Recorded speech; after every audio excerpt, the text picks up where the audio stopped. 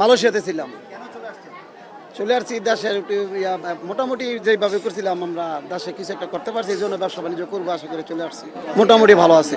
নিরাপদ আমরা যারা অভিবাসী আছি তাদের তো কোনো আমরা নিরাপদ নাই, কারণ আমাদের যে অভিবাসী যে ব্যয়টা মাননীয় প্রধানমন্ত্রী এই দেশের সরকার যদি মানে অভিবাসন যে ব্যয়টা এটা যদি একটু কমাইতো তাইলে আমাদের বাংলাদেশে অভিবাসীদের জন্য অনেক ভালো হতো। কারণ বিভিন্ন দেশে মনে অল্প টাকার বিনিময়ে তারা বিদেশ যেতে পারে। নেপাল, ভুটান, শ্রীলঙ্কা তারা 60,000 টাকার বিনিময়ে বিদেশ যেতে পারে। আমাদের দেশে থেকে বাংলাদেশ থেকে যেতে হলে কমপক্ষে মনে হয় 4 থেকে 5 লক্ষ টাকা লাগে। সরকার যদি মনে করেন তাদের পুনর্বাসন একটা হস্তক্ষেপ করতে তাইলে অভিবাসীদের জন্য অনেক ভালো হতো। মনে করেন দেশে আসার পরে তার অনেক নিশ্চয়ই আছে, দালাল দেওয়া যায়, প্রতারণা পরে ওই ধরনের হস্তক্ষেপ করার জন্য আমরা অভিবাসী যারা প্রত্যেকেই অনুরোধ করবো মাননীয় প্রধানমন্ত্রীর কাছে। আমি একজন মালয়েশিয়ান প্রবাসী। আমি প্রায় 10-12 বছর আমি মালয়েশিয়া ছিলাম। তো মালয়েশিয়া বিভিন্ন ক্ষেত্রে বিভিন্ন পর্যায়ে বিভিন্ন জায়গায় বিভিন্ন রকমের কাজ করছি এবং বিভিন্ন জায়গায় অনেক ধরনের ক্ষতিগ্রস্ত হয়ে আসছি। কিন্তু আমরা যারা বিদেশি, যারা রেমিটেন্স যোদ্ধা, যারা রেমিটেন্স বাংলাদেশে পাঠাই, বেশিরভাগ লোকেরা আমাদের রেমিটেন্সটা আমাদের থাকে না, আমাদের টাকাটা থাকে না। আমরা খুব অল্প টাকা এবং ক্ষুদ্র টাকা নিয়ে আমরা দেশে ফিরি এবং দেশে ফেরার পর আমাদের বাচ্চাদেরকে নিয়ে, আমাদের ফ্যামিলিকে নিয়ে এবং আমার বউ বাচ্চাদের নিয়ে আমাদের চলাফেরা খুবই একটু কষ্টকরদায়ক হয়ে দাঁড়ায়। সুতরাং এদিকের দিক বিবেচনা করে যদি বাংলাদেশ সরকার আমাদেরকে একটা ঋণের ব্যবস্থা করে দিত, যে অল্প টাকায় অল্প সুদে যে রেমিটেন্স যোদ্ধাদেরকে একটা ঋণ দেওয়া হোক, তারা যেন এই টাকাটা দিয়ে তারা ব্যবসা বাণিজ্য করে চলতে পারে। আর দ্বিতীয়ত আমাদের যে ছেলে মেয়েদেরকে আমরা বিদেশ করে আসছি, আমাদের ছেলে মেয়েদের কিন্তু একটা প্রত্যাশা তাদের বিদেশ যাবে। বিদেশ যেতে গেলে আমাদের যে পরিমাণ টাকা দরকার এই পরিমাণ টাকা আমাদের কাছে থাকে না। সুতরাং আমাদের দ্বার কবজা করে এবং জায়গা জমি বিক্রি করে আমাদের দেশে পাঠানো হয়।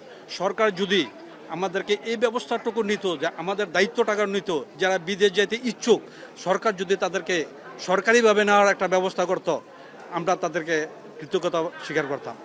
সরকারের কাছ থেকে আমরা একটা দাবি, আমাদের যারা আমরা বিদেশগামী, যারা বিদেশি আছি, তাদের যেন একটা ঋণের ব্যবস্থা করে এবং পাশাপাশি যারা বিদেশ যেতে চায় তাদের যেন সরকার একটা ভালো ঋণের ব্যবস্থা করে আমাদেরকে পাঠায়। কিন্তু সরকারি প্রবাসী কল্যাণ ব্যাংকের কথা বলে, প্রবাসী কল্যাণ ব্যাংকে আমাদেরকে যেভাবে ঋণটা দেয়, এই ঋণের যে অঙ্গীকার, এই অঙ্গীকার আমাদের পক্ষে সম্ভব হয় না দেওয়ার জন্য। কারণ সরকারি সার্টিফিকেট, যারা সরকারি চাকরি করে তাদের জামিনদার চায়, কিন্তু কয়জন লোকের সরকারি চাকরি জামিনদার করা আমাদের পক্ষে সম্ভব।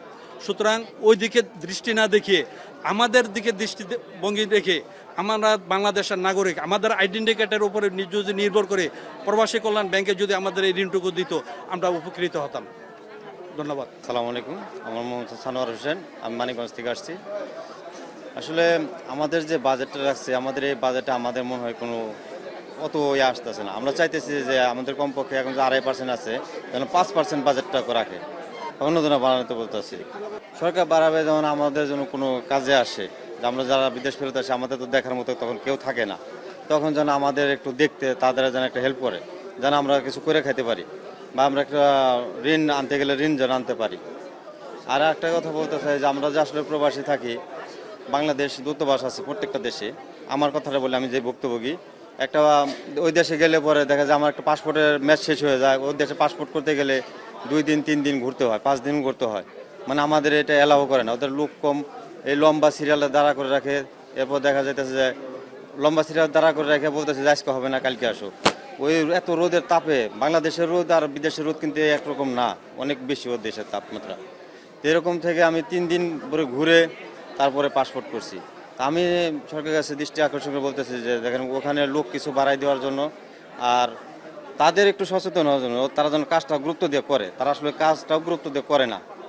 আরেকটা কথা বলতে চাই যে আমরা যে বিদেশ থেকে যখন আসি, আমি যে ভুক্তভোগী, আমার কথাটা আমি বলতেছি।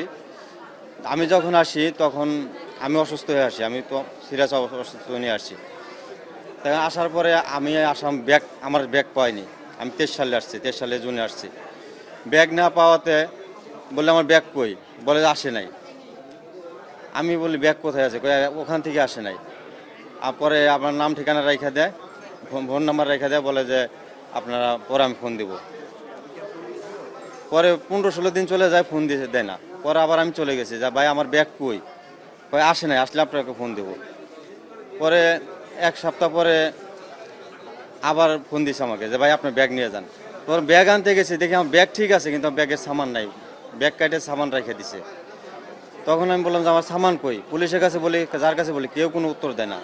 আরেকটা কথা বলতে চাই, পিছনে রেখেছি কথাটা, আমি যে ওখান থেকে যখন বাইরে হয়েছি আমাকে বলতেছে ভাই আপনার কাছে কোনো স্বর্ণ আছে? আমি বলতেছি না, আমার কাছে কোনো স্বর্ণ নাই।